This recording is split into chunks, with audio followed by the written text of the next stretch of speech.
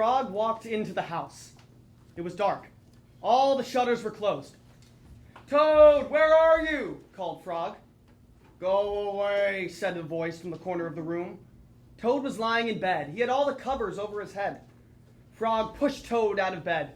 He pushed him out of the house and onto the front porch. Toad blinked at the bright sunlight. "Help," said Toad. "I can't see anything."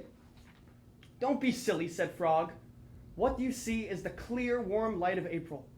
And it means that we can begin a whole new year together, Toad." "Think of it," said Frog. "We will skip through the meadows and run through the woods and swim in the river. And in the evenings, we will sit right here on this porch and count the stars." Most people in life have a best friend. There's just usually not a 64-year age gap between them. My grandpa, Ray Nash, is a pretty interesting guy. He's a New Yorker, but not just because he was born and grew up there, but because he has all the typical New Yorker isms. He eats pizza with a fork and knife, gets a Coke, thing of water, and a cup of ice with every meal, says Mexico instead of Mexico, and is a huge Mets fan. He's the kind of guy who will walk up to a random person on the street, tap him on the shoulder, and start up a conversation.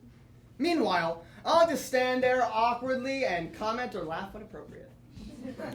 From a very young age, he would always take me out to do things. We'd go to the movies, the circus, the park, the zoo, the giant Toys R Us in New York that kids get stolen from.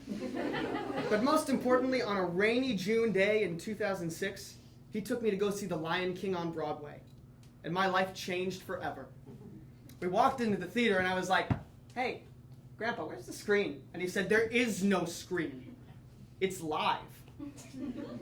And I said, "What? What?" This is just like blowing my mind. So I'm sitting there in the theater.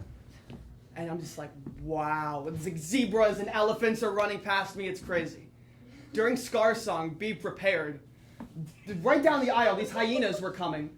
Needless to say, I was shitting myself as I was still a fetus. But then something really weird happened. I was there, and one of the guys controlling the hyena puppet saw my terrified look, kneeled down right next to me, winked, and smiled. I sat through the rest of the show awestruck and taken aback. It was the best day of my life. It was the day I figured out what I wanted to do. Since then, I've seen over 20 Broadway shows with my grandpa, including, but not limited to, Wicked, Fiddler on the Roof, The Book of Mormon, Hello, Dolly, and the infamous Spider-Man Turn Off the Dark. Now, for those of you who don't know, this is a musical about Spider-Man. And better yet, the music for it is written by U2's Bono and The Edge. Who the fuck is The Edge? So I'm sitting there at 10 years old and I'm awestruck because I'm a boy and it's Spider-Man. And I must admit, we all make fun of the show, but I was loving it because again, I'm 10 and I'm a boy and it's Spider-Man. So I'm sitting there just like chilling and I'm watching this big scene where Spider-Man is going to save his girlfriend from the Green Goblin.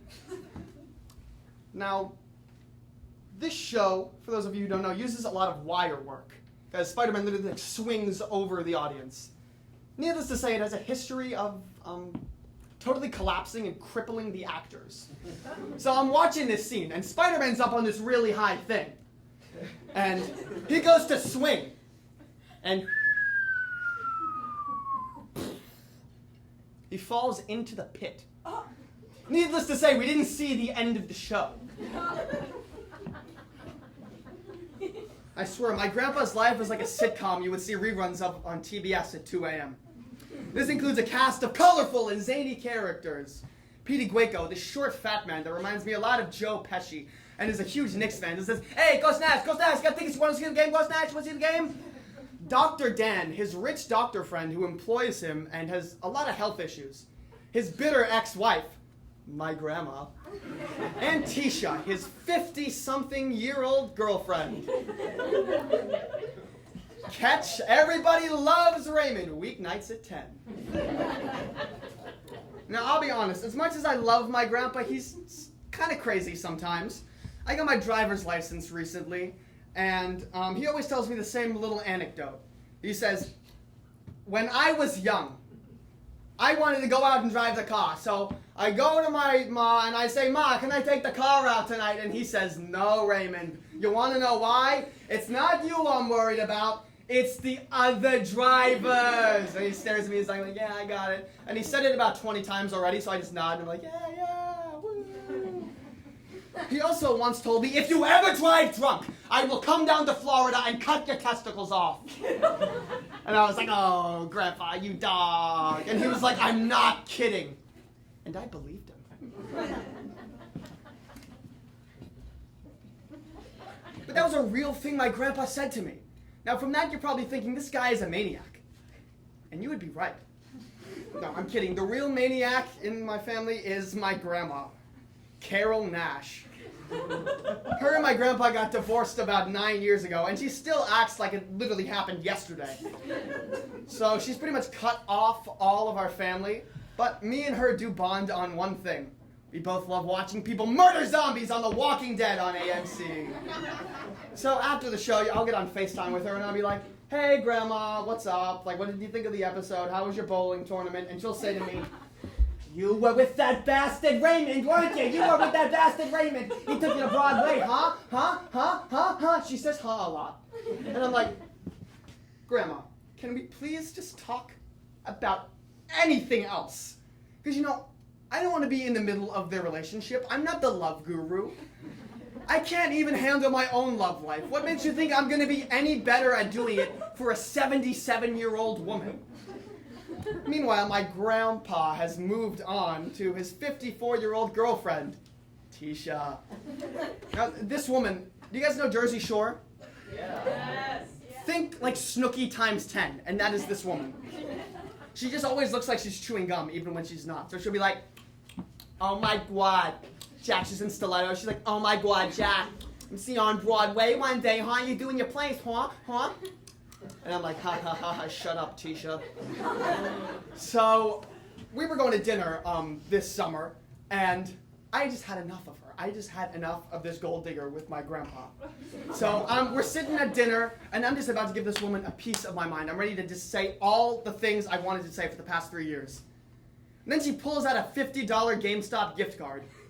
So we're all good now.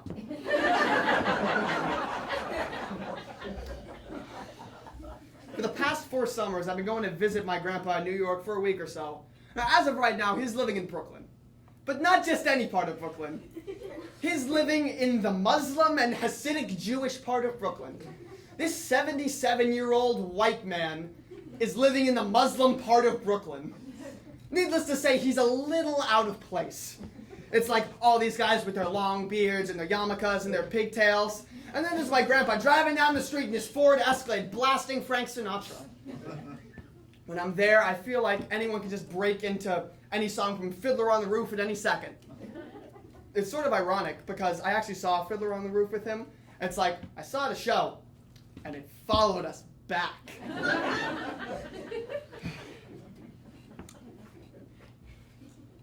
Now, I don't know how my grandpa did it, but he found the only Catholic church in this part of town. And it is a shithole. Like, it is the jankiest thing I have ever seen. Cockroaches see that place and run the opposite direction. I'm also pretty sure it doubles as an Airbnb. So one time, we were at this Italian restaurant, and I'm sitting down, and I'm looking at the glass window, because we're outside, and I'm like, that glass looks kind of new. So I say, "Hey, Grandpa, did they replace this glass?" Because, conversation, right? And he was like, "Well, yeah, they had to." And I was intrigued. So I said, "Why did they have to, Grandpa? Why did they have to do that?"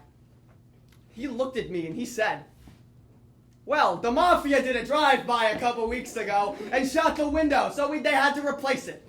I didn't know what to say. Like, I thought that stuff only happened in The Godfather. So I'm just sitting there, trying to summate some thought. And then the waiter comes and asks if we want breadsticks. We haven't talked about it since. Now, one of the most stressful moments happened between me and him this last summer. So we're driving. He's driving me back to New Jersey to go see my family. We're just driving to New York, headed for the Holland Tunnel, and then, the New York blackout happens. So all the power is out. That's not a good thing when you're in the busiest city in the world. Traffic was bad. So we're just sitting there, it took us about 4 hours to actually get to our destination. I got out of the car, ran to a Dunkin' Donuts 3 blocks back, came back, and we were in the same spot. However, though, when I did go to get out of the car, it started raining. So I'm going to go run in the trunk, grab an umbrella, and the only umbrella my grandpa had was one that had a giant middle finger on it. I don't really know if you guys have gotten a sense for the kind of person I am. It's not really my style of umbrella. So I'm walking down the street with this middle finger umbrella in crisis mode in New York City, and all these parents are looking at me and looking at the umbrella, and they're like, "Get away, Jimmy, get away. You see that? You are influencing the youth in a bad way. You disgust me." "Don't become like that, Jimmy. I bet he shops at Hot Topic and Spencer's." And I just want to be like, "Actually, I shop at the kids section at the Gap." So I get back in the car and we're chilling, eating some donuts, and this should be a really stressful time. But luckily, my grandpa has Sirius XM radio and Bluetooth in his car. So we're jamming to everything. We listened to the Music Man, and we were like, "He's a music man. He's a who? He's a what? He's a music man. And he sells clarinets to the kids in the town with a rat-a-tat drums and a big brass bass, big brass bass." We sang "Hello, Dolly. I put a penny in my pocket. Yep-da-da-da-da. And in a little time, ya-da-da-da-da." We even sang Eminem. "His palms are sweaty, weak arms are hairy, his thumbs are shredded already. Mom's spaghetti, he's nervous, but on the surface he looks calm and ready." Now, what should have been one of the worst experiences of my life, being stuck in New York City for 4 hours, actually turned out to be one of my favorite moments with him.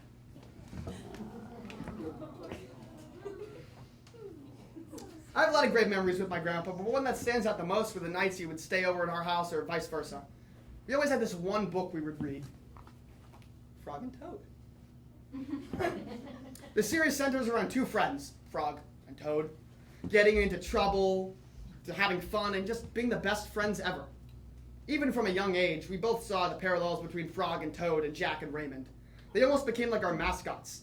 He read these books to me so many times, I actually thought I could read them, and I memorized the books. So I went into my pre-K class one day and I was like, "I can read!" And they were like, "Really? Well, read the book." So I was reading the book, and I was like reading the words, and they're like, "That's not how you read. You have to look at the words." See, when I was younger, I would always say that I was more of a frog type, and my grandpa was more of a toad type, pretty much because I'd wake up at 7 a.m. every morning. He was at our house, and I'd be like, "Come on, Grandpa, get up. We gotta go. We gotta do so many things." And he'd just be like, "5 more minutes, please." But now that's sort of swapped, because whenever I stay at his apartment, he has to open up the windows, pour water on my head, and blast music in the apartment to get me off his couch. A lot has changed in my life. I've moved a whole bunch of times, I've changed schools, but my relationship with my grandpa has become one of the most consistent things in my life. And the effect he's had on it has become colossal. He introduced me to the thing I love most in the world, and I am eternally indebted to him. When I go to visit him, we have a whole bunch of yearly traditions. We get dinner at Il Cortile in Little Italy. We go to this one crappy pizza place before we go see a Broadway show. But what might be my personal favorite is when we take the ferry down the Hudson River. We watch as the seemingly endless array of skyscrapers pass us. And in that moment, I think we sort of feel like Frog and Toad, watching the sky, the lights of the city go by that almost look like stars.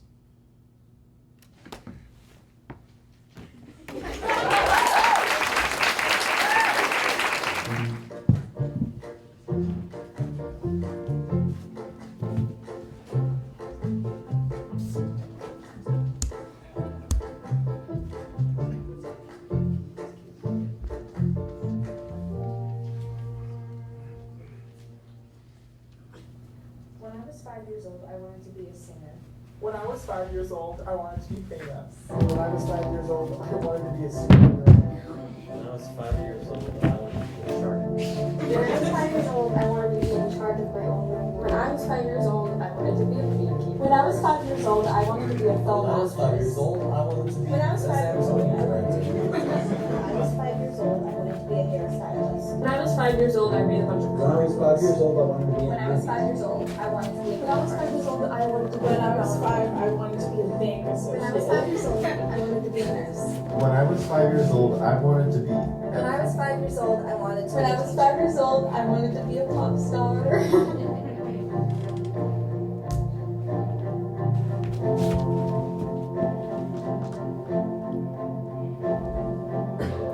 When I was 5 years old, I was diagnosed with a rare blood disease. This disease completely took over my body, and I started to shut down. The doctors told my parents I had a 2% chance of surviving. Hemophagocytic lymphohistiocytosis. Could you ever imagine a little girl in war with a beast bigger than herself? Neither could I.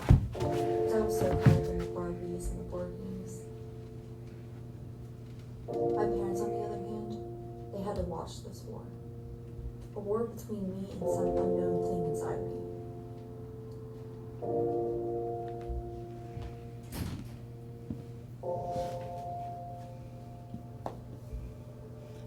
Well, that got dark quick.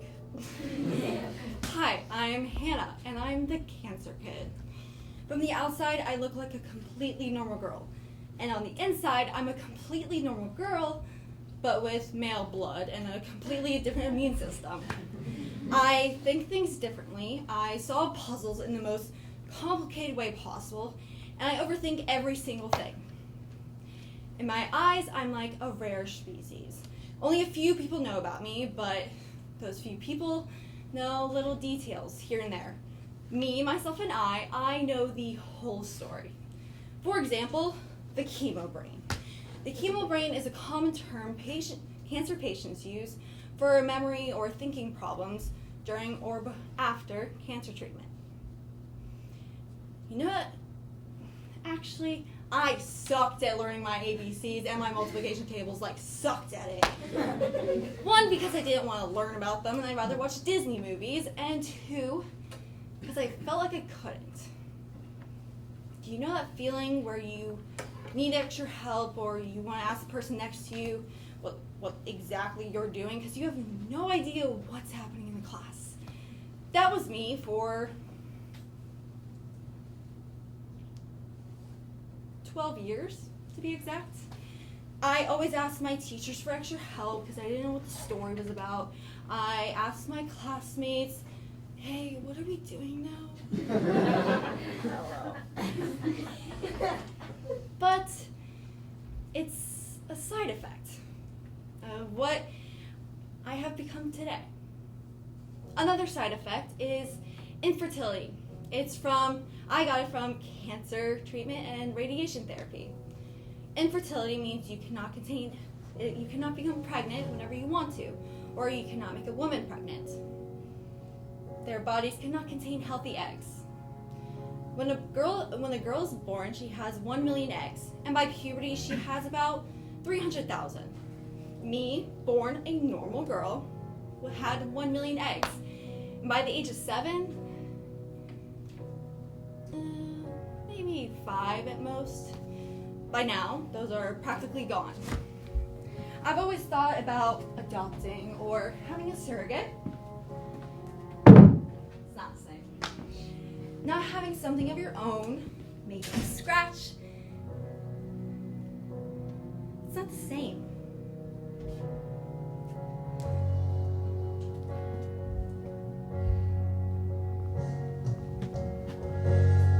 It's not what I asked for. Sometimes life just slips in through the back door and carves out a person who makes you believe it's all true. And now I've got you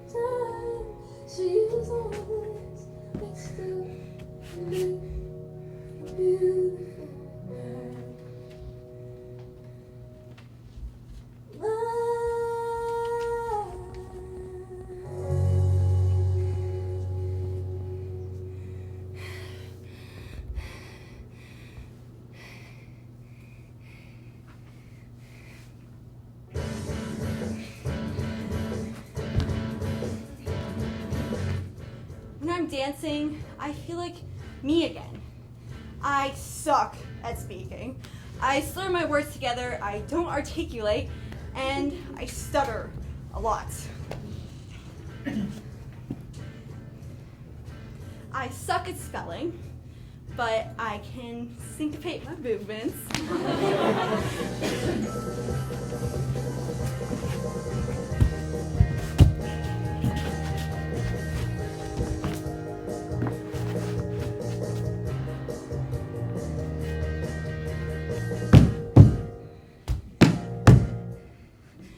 When I'm dancing, I feel like a new person. Dancing is my writing, it's my language, it's my perfection. When I'm dancing, I'm creating some type of story, and if I mess up, no one sees it. It makes me happy.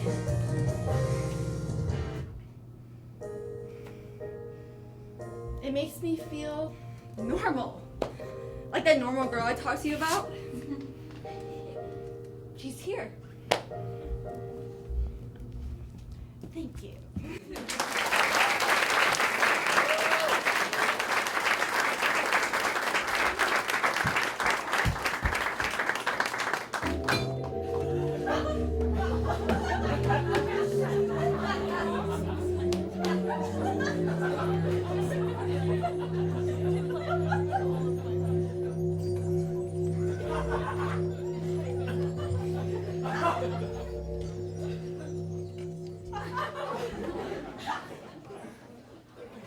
See comedians have water?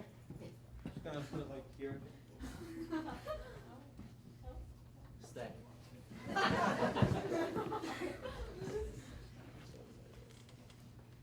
Oh, there we go.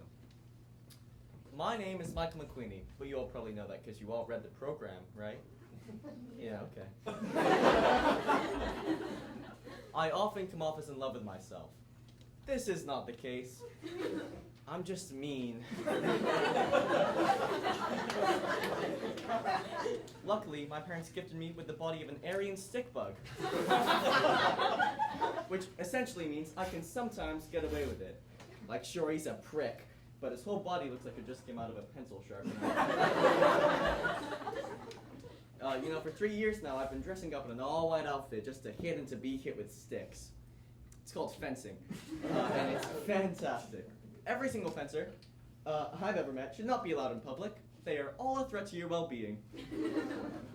I once fenced this one guy who called himself the Slasher, and he'd do this, like, whip you across the back when you turn around and you do the Zorro thing.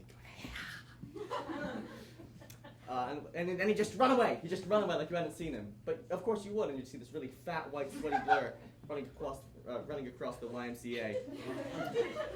In fencing, we also have these people called screamers. Screamers are barely people, psychopaths at best, and they do this lovely thing where when they hit someone, they scream at the top of their lungs, which sounds very similar to being stabbed.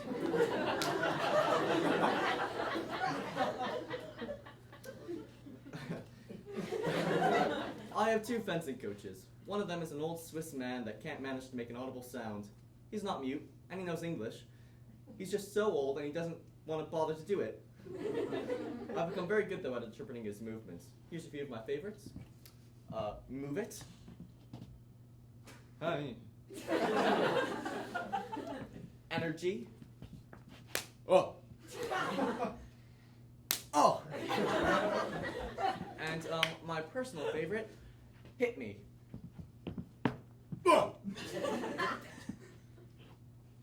Oh. My other coach is British and has a philosophy that listening to jazz can make you a better fencer. His name is Malcolm, just like every other rhinoceros-sized English person. I read this next part while actually listening to jazz. called forest jazz. It was just regular jazz, but with someone running a duster over the mic to sound like leaves. I bet you they're actually just in the recording studio and the cleaning people just came in and they're too polite to ask them to leave. I mean, obviously, the dream is that they were in a forest and they've got cool names like Billy Wilderness and Tommy Tree Shake. That's a really weird thing for us to imagine nowadays, like people living out in the middle of nowhere. But people did it all the time. People forget that Robin Hood was going man versus wild. Where am I?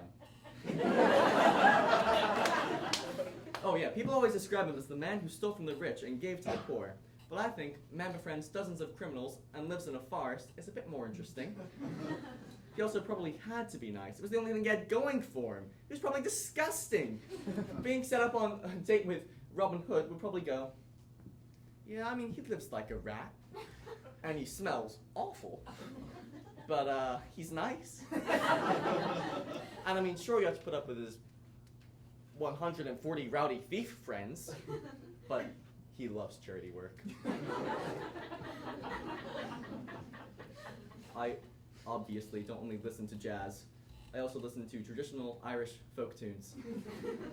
I even was on a traditional Irish / Scottish / English band, like the kind you find in pubs.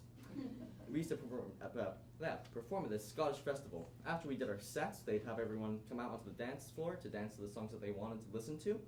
And by they, I mean upper middle class seniors.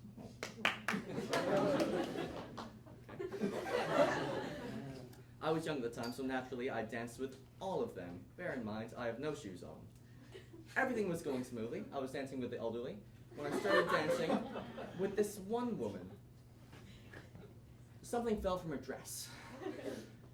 And I accidentally stepped on it. And it wasn't soggy, it was surprisingly sharp. So I looked down, and there's something stuck in my foot. And she reaches down, grabs it, and just puts it in the boot part of her dress. Like, just, not the bra, just loose, just dangling as we were dancing, just going all over the place. We didn't talk about it afterwards, and if anyone knows what I stepped on, please tell me. I'm too scared to ask my mom.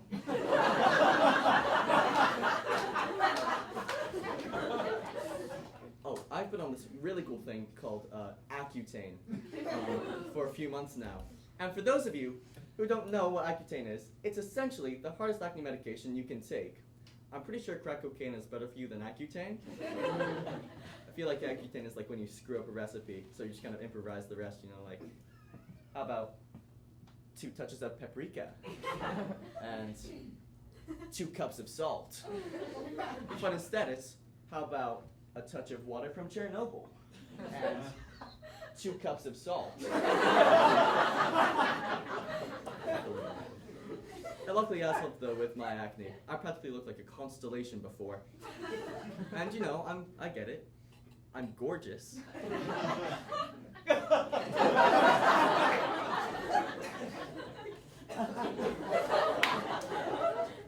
I'm gorgeous.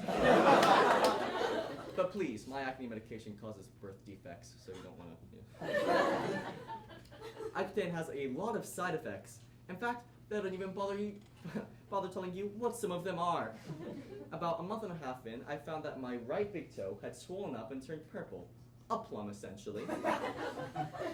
It's never a reassuring thing when the dermatologist goes, "Oh, we never see this." So they did some procedure on it that essentially went, "Okay, is that numb now?" I went, "Oh, yeah, that's numb." And then she took a knife and she went, "Is that numb? Is that numb?" And I went, "Oh my, oh, that hurts a lot. Ouch, ouch, ouch." And she said, "I bet."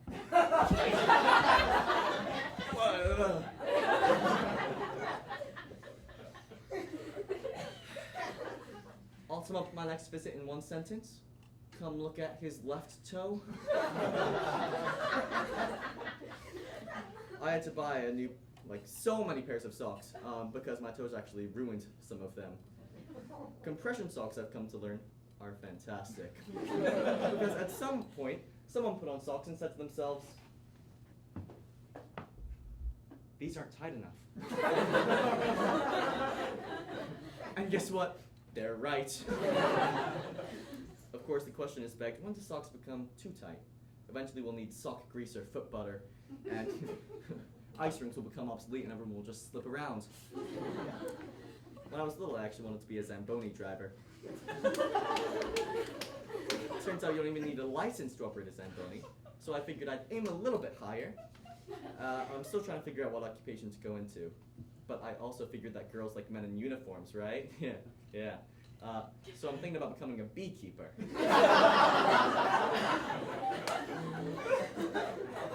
I really am interested, though, in pursuing a career in insects. When I tell people this, I often get a reaction similar to, "Oh, you like insects? Are you a disgusting child?"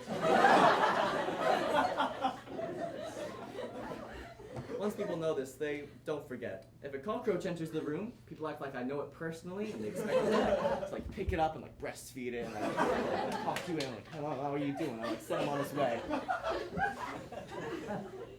Truth be told, there aren't a lot of careers in insects.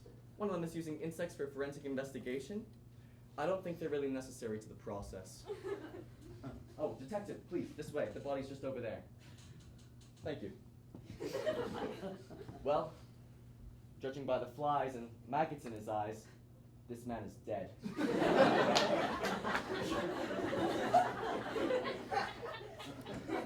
My next door neighbors are leaving. They're heading to California to propagate or whatever they do. It's a real shame. Their names are Kathy and Paco. Paco, I just cannot get enough of him. He's this caring man, just the right age to grow a white mustache, knows his stuff, hates his communists, and a connoisseur of hats. The best way to describe what Paco looks like is a human version of Papa Smurf. Kathy is my mom's friend. But Paco was a very skilled fighter pilot in Vietnam. He got the job done.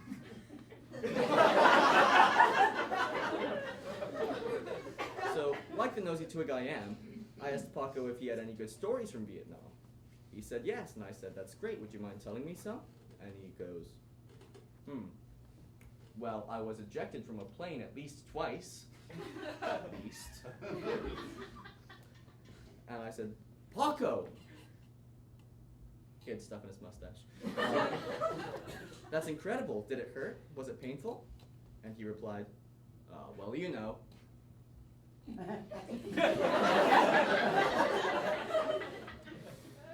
Turns out Paco was a FedEx pilot at some point, and he offered door-to-door service with his ejector seat.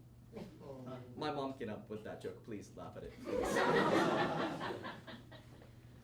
On the subject of aircraft, my mom had me believe that I'd seen a UFO for 2 years.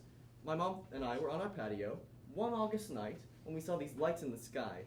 Now, immediately I thought, there it is, a UFO. In all fairness, I should have realized that aliens probably wouldn't invade Boca Raton. And I brought up the spacecraft a long later, 2 years later, as I said, and my mom tells me that it was a blimp.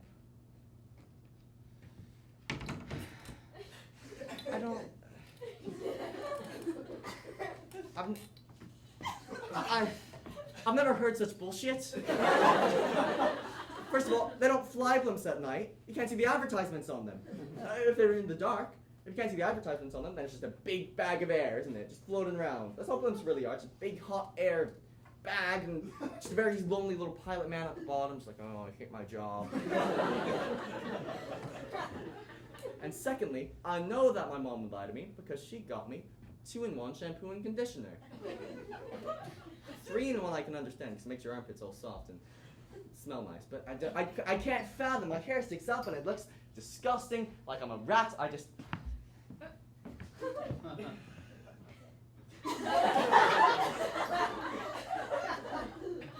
My hair just...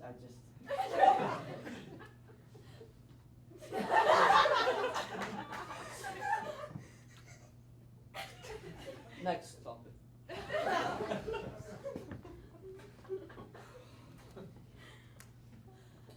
I'm a forgetful family. We'd always forget our hairdresser appointments, so we just started going to this one place called Deborah's, where you just walk right in.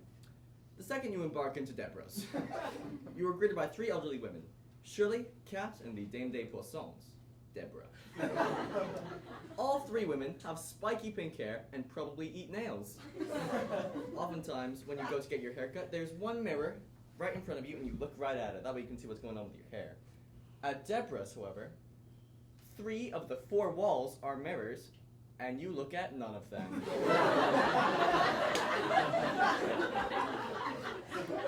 You have virtually no idea what is going on with your hair. For most people, it's terrifying. That's a bad thing. But at Deborah's, they've got it under wraps. Much like my toe.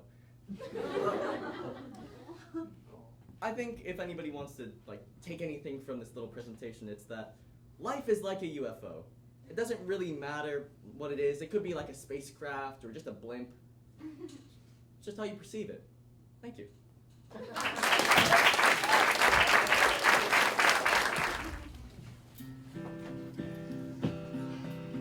Sing along to this if you want, because this is a really, really scary thing for me to do.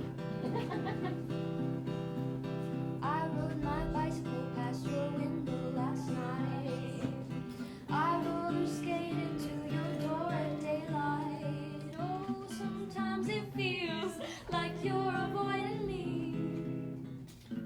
I'm okay alone, but you got something. I forgot all the chords to this song. Something I need. Well, I got a brand new pair of roller skates. You got a brand new key. I think that we should get together and try them out, you see. I've been looking around a while. You got something for me. Well, I got a brand new pair of roller skates. You got a brand new key. I roller skate, I ride my bike, don't drive no car. Don't go too fast, but I go pretty far. For somebody who don't drive, I've been all around the world. Some people say I've done alright for a girl. Well, I got a brand new pair of roller skates. You got a brand new key. I think that we should get together and try them out, you see. I've been looking around a while. You got something for me. Well, I got a brand new pair of roller skates. You got a brand new key. That was hard to get through. You see, I don't own a pair of roller skates. The last time I did, I was 7 and wanted to be Michelle Kwan. You can't exactly figure skate in a tile-floored Missouri basement, so naturally I sprayed the tile with a can of Pledge wood cleaner and rollerbladed to the soundtrack of Ice Princess. I've never broken a bone, and I've been dangerous ever since. Not to be a narcissistic asshat, but I really want this piece to be about me. Well, kind of. This is the tale of what can be between a girl and a purple huffy bicycle. I always thought my life would be simpler as a literary heroine. Frances, on the dotted line, came to me February of 2019 in the peak of my long-haired teenage angst. 16-year-old girls who wait an extra year to get their learner's permit crave a specific kind of freedom that legally cannot be supplied by the DMV. It instead must come, basket bell and all, from your grandmother's trunk. Thus, I met the love of my life and temporary mode of freedom.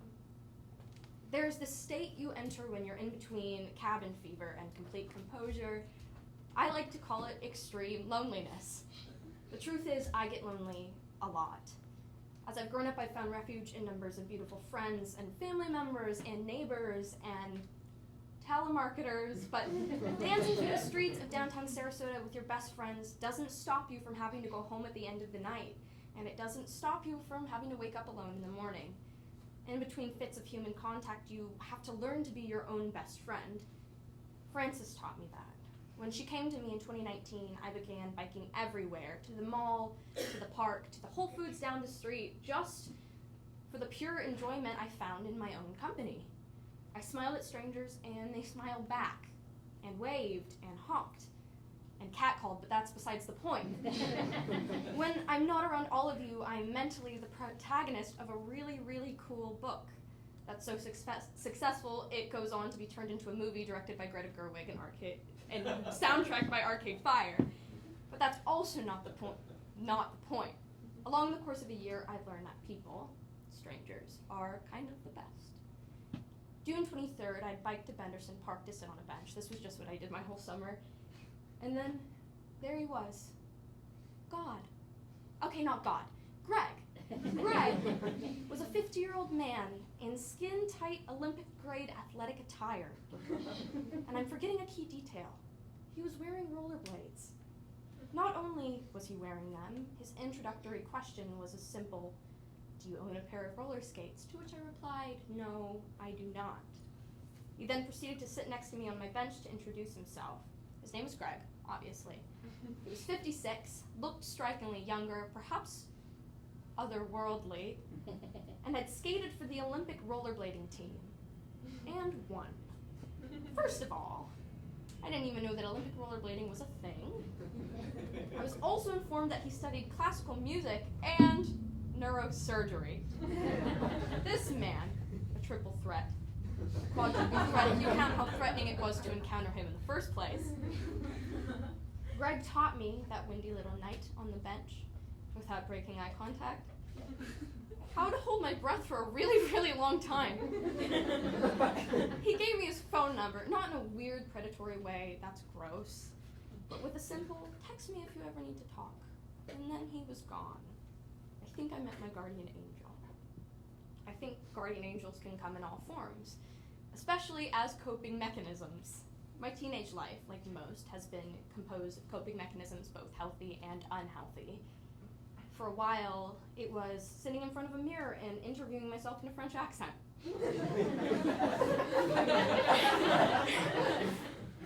Then it was creating mood boards of every character Keira Knightley has ever played. Then it was cutting my hair, and then it was trying to grow it out, and then it was cutting it again.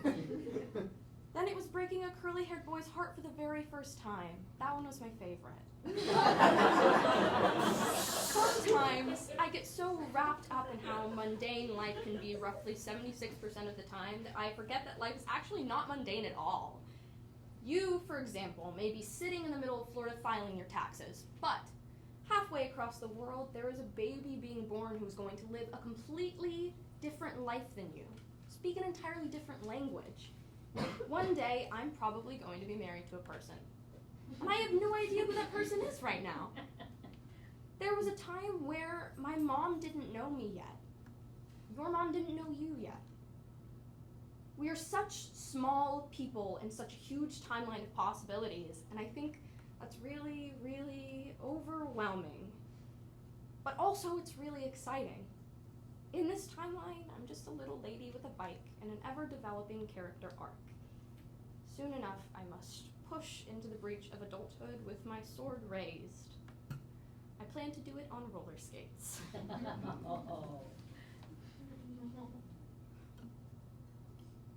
hope I don't mess this one up.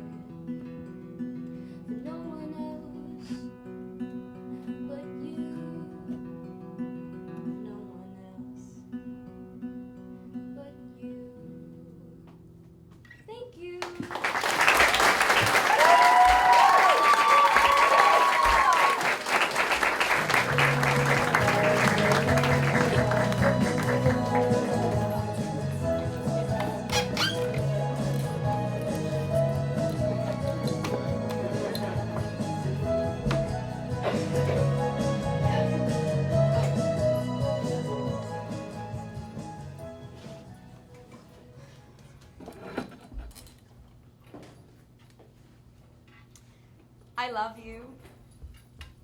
The way you stand. The way your eyes light up when you laugh. How you use excessive hand gestures when you talk. I love the little things. How you grab your chin when you think. I love how you hate when I look at you for too long. I love how you get annoyed when I make you listen to my music, even though I hate it when you do that. I love that I hate you. I love that you practice your smile in the mirror. I love that your hair sticks straight up. I love that you're sometimes so oblivious to my feelings. I love that when you sleep, your mouth hangs open slightly. I love that look on your face when you're caught without your mask on. I love that you try your best. I love that you hate me. I love you. I wrote that for a very special person when we were still dating. We are not dating any longer. How awkward. We dated for a grand total of 7 months. In teenager years, that is the equivalent of a decade of marriage and 3 children. But I do know that those 7 months were the most important months of my life so far. More important than my Hunger Games phase. Way more important than the time I spent trying to go to Mako Island to become a mermaid. And far more important than my crush on Lenny Bruce. Yes, this was a 7 months of firsts for me. First boyfriend, first kiss, first date, first breakup. It was a time of exponential growth for me. The first time I tasted somebody else's spit, I had a coughing fit. I mistakenly called them by your name. I was let down, it wasn't the same. I'm doing fine, trying to derail my one-track mind, regaining my self-worth in record time, but I can't help but think of your other in the bed that was mine. The first time we hung out, we had a movie marathon. What I knew was that he was a very, very hot boy who happened to love acting and Shakespeare. Oh my God, just my type. What I didn't know was how disagreeable he would be. Before we ever started dating, we had an argument for an hour straight about whether or not silent movies were beneficial to modern contemporary film. How pretentious of us. You've never seen I Love Lucy? I mean, well, I have, I just don't like it. How can you not love I Love Lucy? It literally says it in the title. I don't know, it's just my type of humor, or it's just not my type of humor. I like dramas better. How emo of him. Well, okay, do you at least like silent films? I mean, the classics, Charlie Chaplin, Buster Keaton. No, it's kind of stupid. What? Silent movies are the most influential part of film, probably more influential than the Hollywood Renaissance. So you're telling me that it's more important than the movie we just watched, which was Birdman, to contemporary pictures? Yes, I am. Well, you're wrong, because he then went on to argue the quality of the screenplay and the artistic purpose behind it and the aspects of the cinematography.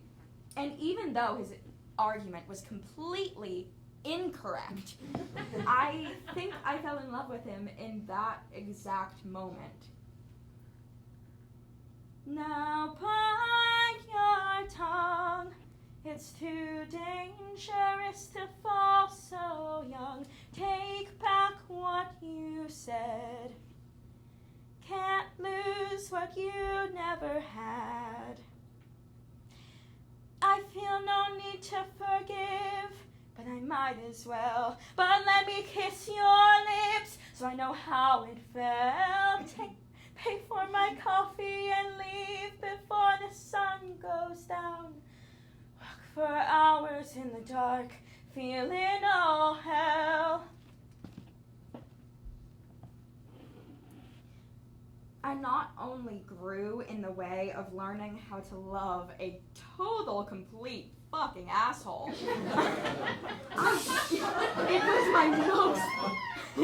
It was my most creative part I've ever experienced of my life. I figured out that I wanted to be a director just as much as I wanted to be an actor. I started my first screenplay from his suggestion, and then continued to scrap my first screenplay, and then I started my second and my third screenplay, and I scrapped those as well. But nevertheless, I've never felt such an inspiration to act and be an artist. He empowered me to validate my artistic opinions and try new forms of art. Oh my God. I don't know what I was thinking when I said that I would be a director. I am such a total, complete fake. What are you talking about? Show me what you have and we can go from there. I deleted it. What? No, you're joking. I'm not. Katie, you can't do this to yourself. Or can I? Stop it.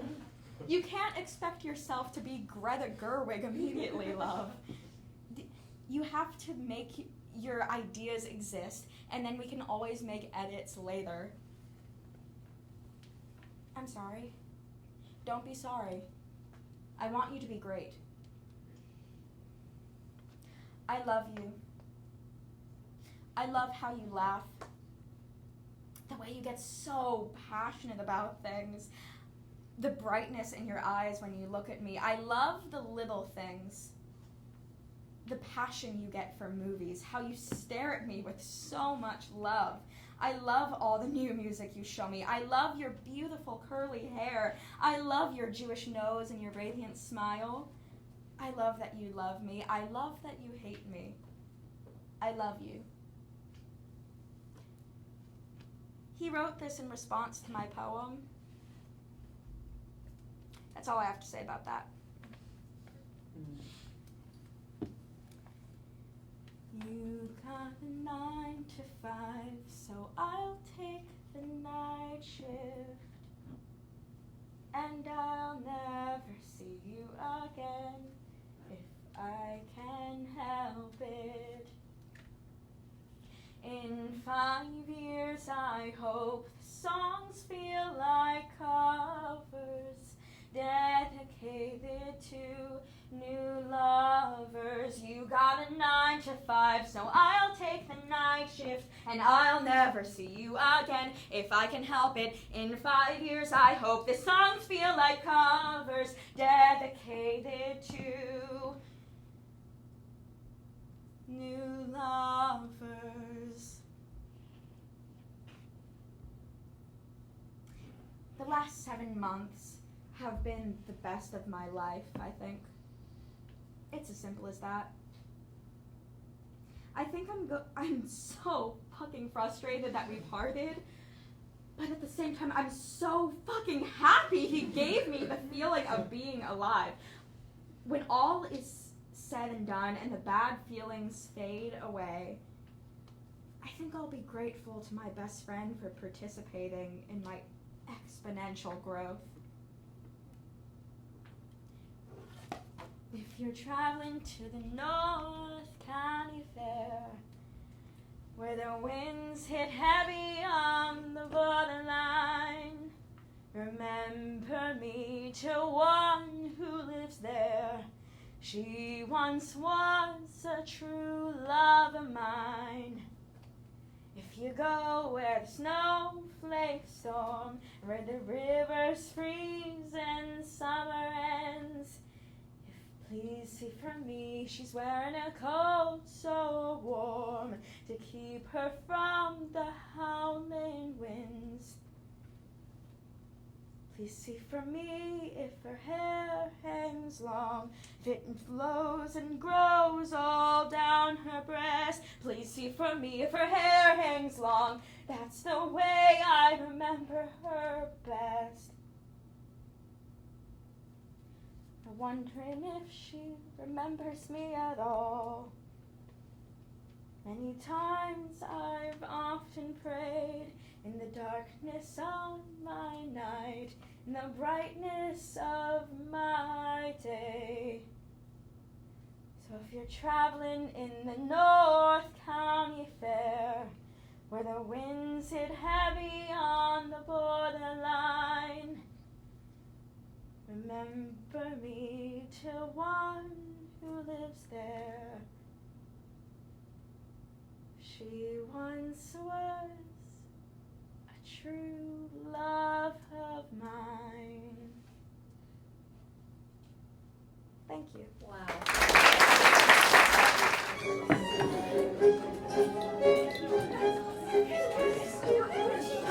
Orange!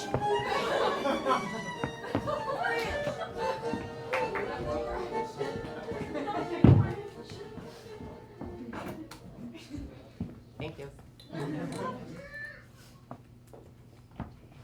I am a gypsy boy.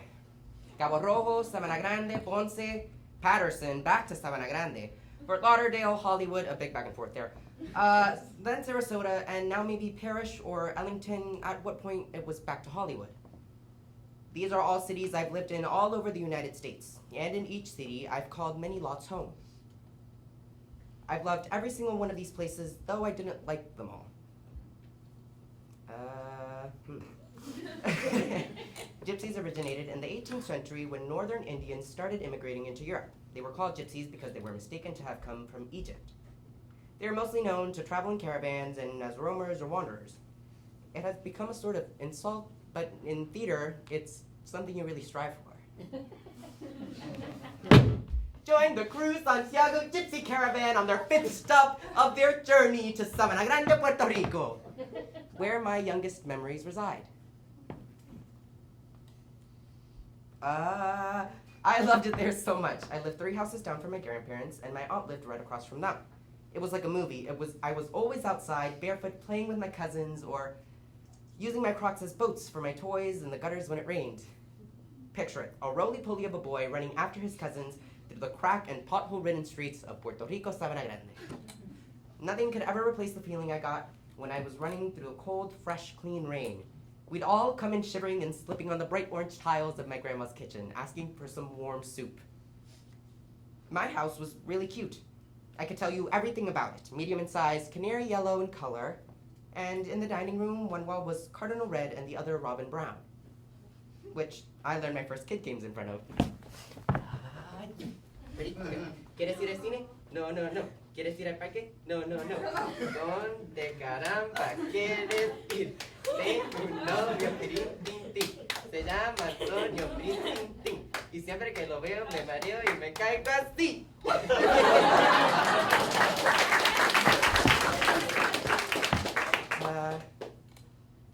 I have an ant in my head from when I banged it because I didn't want to stop playing that wonderful, wonderful game. I learned some great lessons in that house, like going to bed in your uniform for the school the next day, which allowed me to sleep 2 extra minutes, which I usually took putting on my pants. My room had one small window that I would have to climb up onto my bed to look out of. It looked straight into the washing machine outside. One day I remember my mom dragging the laundry basket down the hall. So I grabbed a toy lizard of mine and ran as fast as my size 4 feet would let me. Got out to the washing machine, jumped and put it right above the knobs to turn it on. Keep in mind that my mother is deathly afraid of lizards. Just the word makes her shiver. She says they are crocodiles or dragons. It could be the size of my pinky, but if it has scales and its neck expands as part of its mating ritual, es un cocodrilo a tu pinky. But then I ran back through the alleyway kitchen, along the brown wall, and into my room, up onto my bed with my eyes taped open so I didn't miss any of the entertainment. I watched as she made her way to the washing machine, filled it up, shut the door, when suddenly, Michael Rubeng! I was living in paradise. I never imagined it would change. I remember being woken up in that cute yellow house one October night by my dad, my papi. He was saying goodbye. It didn't occur to me till the next day that I wouldn't see him for 3 weeks. And it would be me who would be joining him in a new world, not him coming back. Join the Cruz Santiago Gypsy Caravan to their 6th stop on their journey to the great, wonderful USA. After 5 years of wandering between Hollywood and Fort Lauderdale, we ended up in Sarasota. Sarasota is probably my least favorite city I've lived in, but ironically, I fit the most into. It's so unlike anywhere I've ever lived. Sarasota has a bad connotation to me because within a month of living here, I got lost in our neighborhood, and that's pretty traumatizing for a little but still roly-poly boy. A couple years went by of going through the same tedious but familiar process of moving into a place, spending a year there, and then on to the next. We spent 2 years in our third home in Sarasota, an apartment which was brand new and in between factory storage units and bakeries. I only like 2 things about this place: the layout and the smell of cookies in the morning. I loved having 2 bathrooms. It was so convenient for a 5-person household. I also really liked the kitchen. It was small but alleyway, just like the one in Sabana Grande. Though the apartment had a sense of nostalgia with the alleyway kitchen and was functional for us, it had its downsides. The apartment was inconveniently far away from everything. You could smell the neighbor's weed, and a lot of bad things happened while we were living there. I fell down the stairs head first within a month of living there. I cut my finger down to the bone within 3 months of living there. Trump became president. And as if it couldn't get any worse, while we were living there, I made some life-changing realizations. At the time, I was old enough to notice, acknowledge, and be affected by these realizations. I started losing motivation to pursue things I loved. I started feeling less like myself. I realized how upset Papi was that he couldn't provide for us the way he still wishes he could, no matter how hard he tries to hide it. I started becoming aware of the repetitive and unfortunate circumstances we faced time after time. I started noticing the gypsy lifestyle we had, as my aunt once said. But Sarasota isn't all that bad. I mean, we've stayed here 6 years, and oranges just smell wonderful. 6 years is the longest time we've ever lived anywhere. And we've made some small but equally relevant triumphs and improvements from our past. I've also found many wonderful friends and passions. This right here is the room where the students who performed at my elementary school inspired me to pursue theater rehearsed. This later became where I rehearsed and truly found my place within a group of people. Sarasota has taught me patience by having me drive alongside snowbirds. Oh, Sharon's calling. I'm eating my orange. All right, I'm just gonna swerve carelessly, not thinking about anyone else, still opening my orange. It's fine, Floridians don't care. Sorry, Nancy, I'll call you later.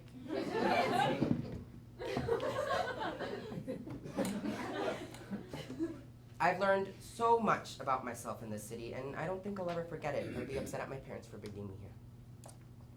Many people like my aunt, who like to comment on our lifestyle, say things that upset not just my parents, but me too. Those kids will never really have a place to call home. They'll never get to say, born and raised. To those people, shut up. I couldn't have asked for a better way to grow up. I have learned so many things throughout the years of city hopping and wandering. I have met so many people from different walks of life, been exposed to so many environments and communities, and have learned a lot of things most don't. I feel so proud to say I am a gypsy boy. Sure, I've been in situations most kids don't get to be in, and some would say shouldn't be in, but I feel so much prepared for life than the born and raised Floridian who scrunches their face at me when I say how many houses I've lived in. The one lesson I will always take with me is that home isn't always a place. It can be your best friend's embrace after not seeing each other over the weekend. Home can be A classroom with the beautiful smiling faces of unforgettable classmates and, most importantly, friends. Home is where you share secrets with your mom on your bed and tell your dad, I love you, every night. I feel at home when I am packing up my room and loading the truck with my dad. It's a tedious and repetitive process, and sure, we're now missing a member from our wonderful, fantastic caravan. But it still feels like home. I can't wait for the many more homes I will find on my journey as a wanderer, roamer, and hopefully with my own caravan. Maybe I'll settle down eventually, but I'm rather fond of this gypsy boy's definition of home.